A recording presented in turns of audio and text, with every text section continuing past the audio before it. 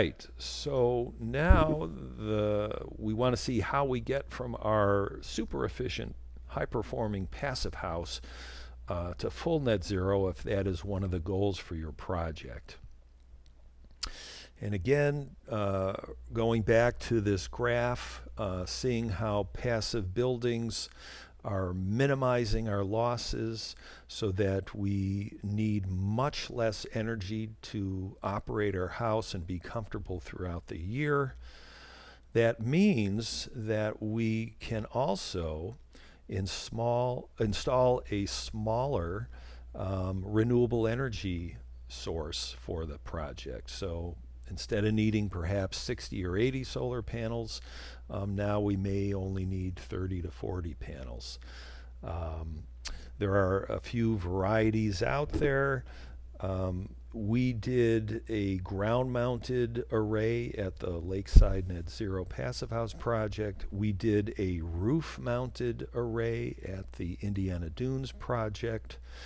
They are now making roof shingles that have integrated the PV panels into the shingle, so they become really invisible to the eye from the road.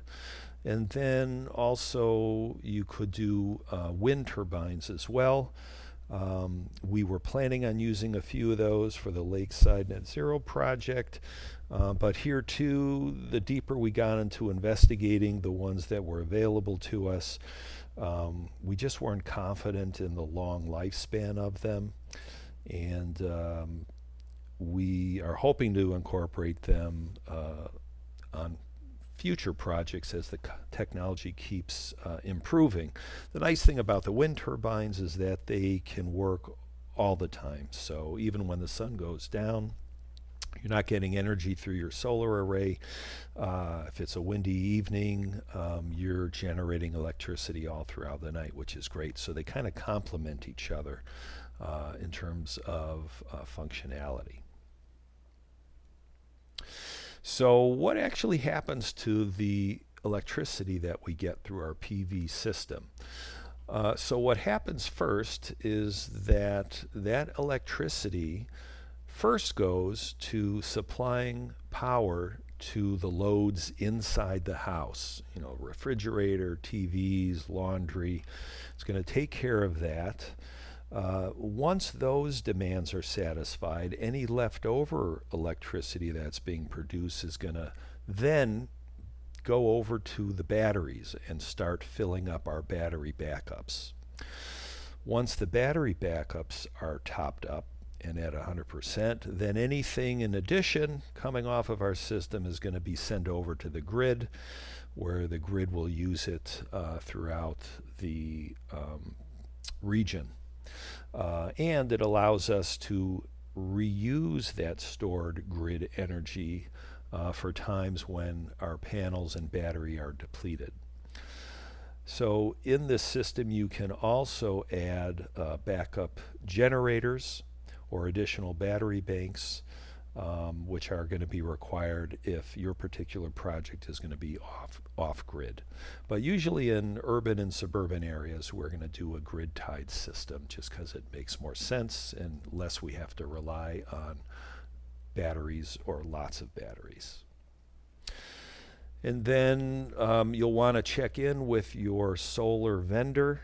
They are typically the ones who will take care of any government or state incentive programs and rebates.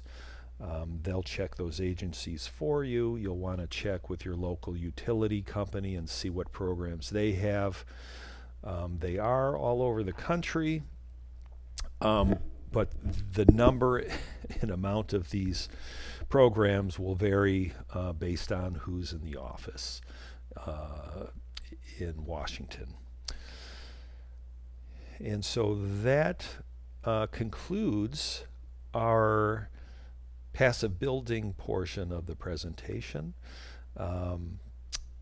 Feel free to cut out if you need to, and if you have not worked with an architect in the past, then stick around.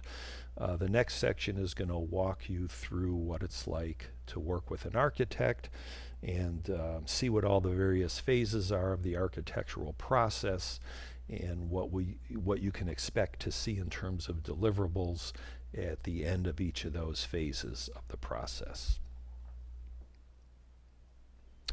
And if you have questions, feel free to reach out to me. I'd be happy to talk with you.